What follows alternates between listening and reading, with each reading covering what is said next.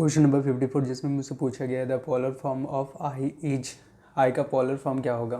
तो इसको सबसे पहले सॉल्व करने के लिए मेरे पास एक कॉम्प्लेक्स नंबर दिया हुआ है आई। तो इसको हम ऐसा बोल सकते हैं कॉम्प्लेक्स नंबर किस फॉर्म में होता है, 0 प्लस आई बी के फॉर्म में होता है। तो इसको भी हम ऐसे बोल सकते हैं 0 प्लस आई बी। तो कंपेयर करेंगे तो यहाँ पे कॉम्प्लेक्स नंबर को ऐसे भी बोलते हैं z is equal to x plus i b. तो इससे मुझे पता चल रहा है कि x का वैल्यू यहाँ पे 0 है और y का वैल्यू मेरे पास यहाँ पे 1 है। ठीक है, तो यहाँ से हम r का वैल्यू निकाल सकते हैं। r इज़ इक्वल टू होता है x square plus y square root under. ठीक है, तो यहाँ पे x का वैल्यू मेरे पास 0 है तो 0 का स्क्वायर हो जाएगा, y का वैल्यू 1 है तो 1 का स्क्वायर हो जाएगा।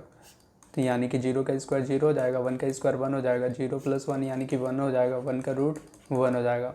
अब मुझे निकालना था polar form, z is equal to i का पोलर फॉर्म क्या होगा ये निकालना है। पोलर फॉर्म निकालने के लिए मुझे चाहिए कॉस थीटा का वैल्यू और साइन थीटा का वैल्यू। तो हम जानते हैं कि x इज़ इक्वल टू होता है r cos theta, x is equal to r cos theta होता है। x का वैल्यू मेरे पास गिवन है 0 और r का वैल्यू गिवन है 1 इंटू कॉस थीटा। ठीक है, तो 0/1 इज़ इक्वल टू हो जाएगा कॉस थीटा।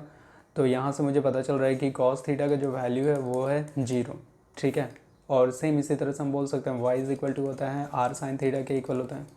तो y का वैल्यू मेरे पास गिवन है 1 इज़ इक्वल टू आर का वैल्यू भी 1 है और साइन थीटा तो साइन थीटा ही रहेगा। तो 1/1 इज़ इक्वल टू हो जाएगा साइन थीटा और साइन थीटा मुझे पता चल गया 1 आ गया। अब मुझे पता करना है आल्फ़ा इज़ इक्वल टू होता है tan inverse y by x का मॉड।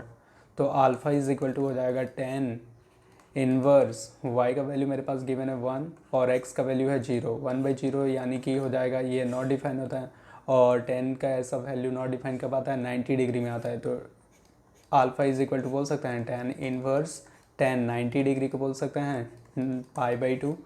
तो यहाँ से मुझे ये पता चल रहा है कि tan इनवर्स ना tan को कैंसिल कर दिया, अब बचा कितना π/2। ठीक है, अल्फ़ा का वैल्यू भी पता चल गया। अब मेरे पास क्वेश्चन को देख के ये पता करना होगा कि ये कौन सा क्वाड्रेंट में लाई कर रहा है। तो यहाँ पे देखो पहला वाला जो रियल नंबर का वैल्यू है वो है प्लस और इमेजनरी नंबर का भी वैल्यू है ये भी है प्लस। तो दोनों अगर प्लस प्लस है मतलब ये फर्स्ट क्वाड्रेंट में लाई कर रहे हैं। तो हम बोल सकते हैं complex number lies in first quadrant. अगर फर्स्ट क्वाड्रेंट में अगर कॉम्प्लेक्स नंबर मेरा लाई करता है तो उस टाइम पे थीटा और अल्फ़ा का बीच में रिलेशन होता है, theta is equal to alpha, theta ना अल्फ़ा के बराबर होता है। तो अब मुझे लिखना था पोलर फॉर्म क्या होगा ये बताना है। तो पोलर फॉर्म जब भी बोलेंगे ना तो polar form z is equal to होता है r cos theta plus i r sine theta के इक्वल होता है। तो यहाँ से हम बोल सकते हैं z is equal to r तो बाहर आ जाएगा, यहाँ पे हो जाएगा cos theta plus i sine theta. फिर यहाँ पे आगे हम बोल सकते हैं z is equal to r का वैल्यू मेरे पास पता है, आर का वैल्यू 1 निकाले थे, 1 लिख लिए। कॉस थीटा का कॉस तो कॉस रहेगा, थीटा का वैल्यू है π/2, थीटा का वैल्यू π/2 है।